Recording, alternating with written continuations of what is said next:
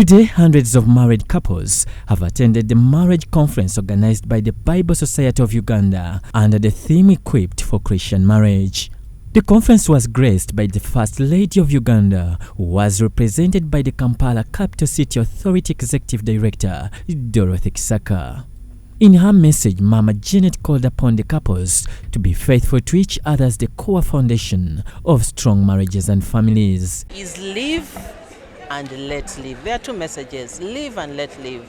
Live with your spouse in understanding. Marriage is a blessed thing. Christian marriage is a union which gives us an opportunity to grow in stature, to create an environment where children can be brought up.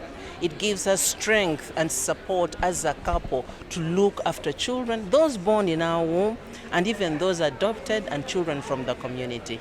Really, those are the two messages from the First Lady to the Christian marriages in Uganda. She also emphasized more resources being committed to children upbringing and parenting, saying this is the cornerstone for all Christian marriages. Children upbringing is a core value. Parenting is a core activity for every Christian marriage.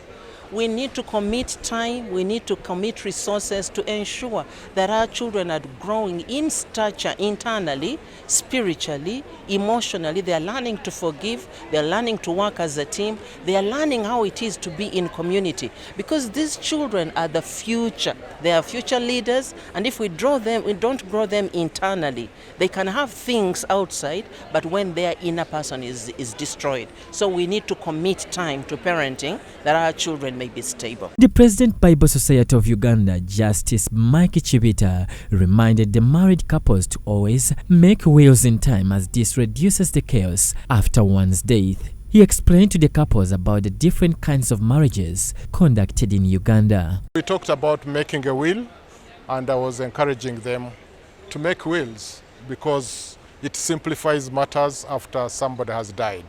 Then we know who will inherit the property, who will go to the bank and access the accounts and those kinds of things. It helps reduce chaos. As believers, that marriage is not ours. Marriage comes from God. As we read in Genesis chapter 2, it is God who, in his wisdom, thought that a man should have somebody, a partner, a friend, a helpmate. My message to the marrieds out there is to remember that marriage is not a contract, marriage is a covenant with God. And being a covenant with God, we are emphasizing biblical marriage. Marriage is purely monogamous. Justice Chibita also expressed his appreciation for the growing phenomenon of couples possessing a greater number of properties. Nevertheless, he emphasized that certain concerns continue to arise, particularly with regards to property ownership. There are more cars on the roads, borders, houses, so couples own more property than they did like 40, 50 years ago. This is good, but there is a negative part which we are seeing, that especially the young couples, but it's not restricted to young couples only, couples now begin wrangling and fighting about who owns this property, what did you contribute, and so on. Bringing church leaders, those in positions of responsibility within the churches, and even those younger people who one day will be in those positions of responsibility.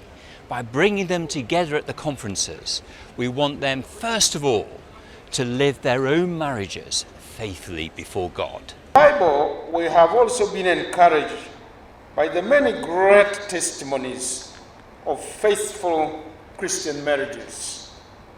Testimonies that remind us that with God at the center, our marriages can thrive and become powerful witnesses to His love and faithfulness. Church of Uganda Family TV spoke to some of the couples who attended the conference.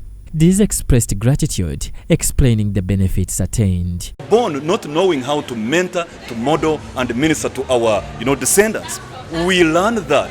So it's critical that whenever these kinds of engagements are in place, you as a man create time and be part of it. So he discussed the different laws that affect marriage in Uganda, and for couples to take precaution before marriage to get it right, like what marriage should they contract in the first place. Dr. Mwatugambye nti ekyandibadde kisumuluzo ky'obufumbo n'amaka nga kikwatiramu abaana n'abazadde ne baliraanwa baffe wandibadde kwogerezeganya communication.